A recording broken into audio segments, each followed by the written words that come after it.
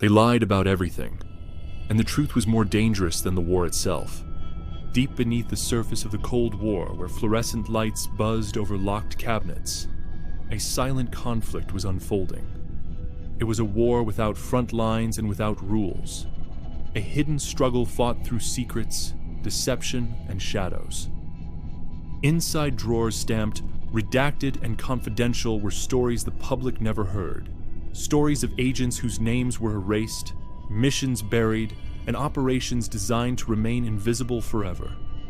In Washington, D.C., the CIA was expanding its network, a world of analysts, informants, and across the world in Moscow, the KGB fortified its headquarters.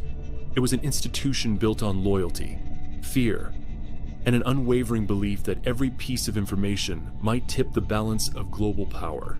And so began the age of hidden weapons, micro cameras disguised inside everyday objects, capable of capturing a single moment that could change the direction of an entire nation. CIA safe houses became the nerve centers of covert operations.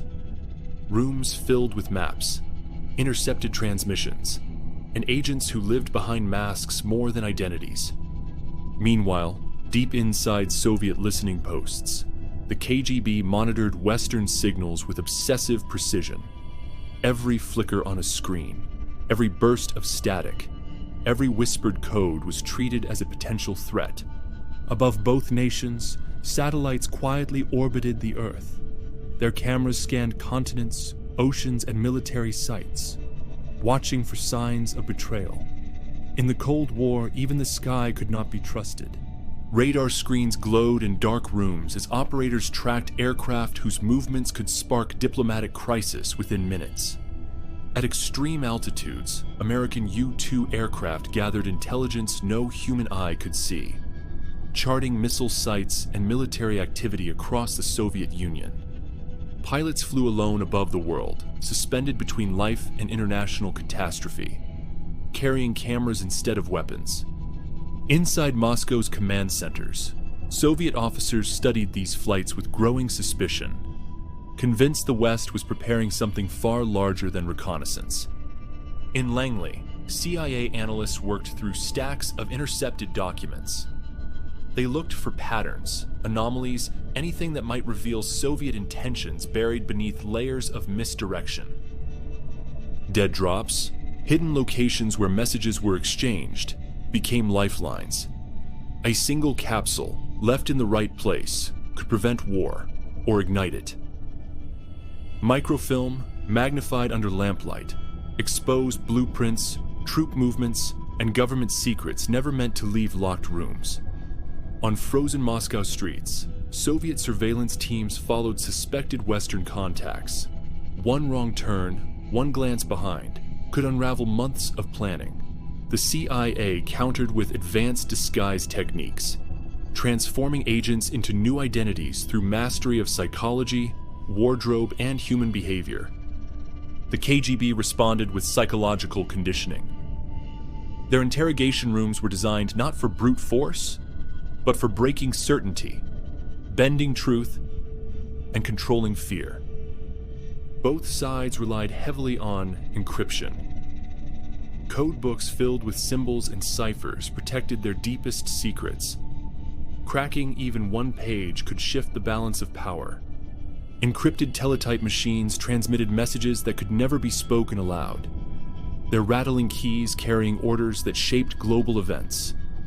The Soviet Fialka cipher machine, with its rotating mechanical core, encoded information that Western agencies spent years trying to unlock. In Washington, strategy meetings took place behind closed doors, the air thick with cigarette smoke and tense debate over threats that rarely made the news.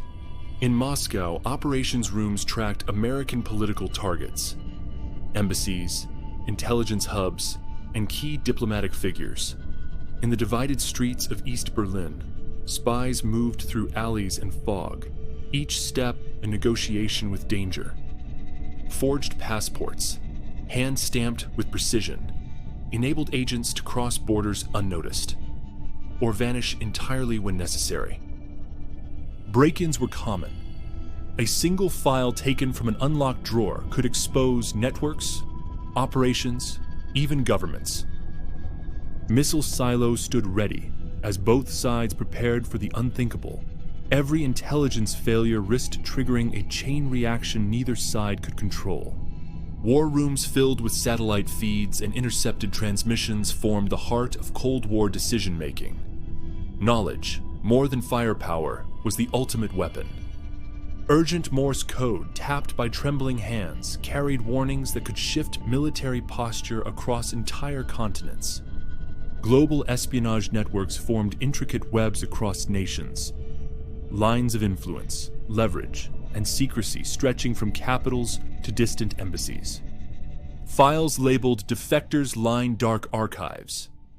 Each folder represented a life forever changed, a decision that often meant exile, fear, or disappearance.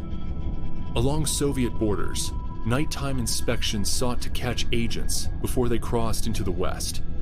Some agents destroyed sensitive evidence before capture, flames consuming pages that could never be allowed to speak. In government computer rooms, early machines processed intercepted data, forming the backbone of modern intelligence analysis. And as the Cold War continued, the world became a battlefield of information. A conflict fought not with armies, but with secrets. In the Cold War, truth was the most dangerous weapon of all.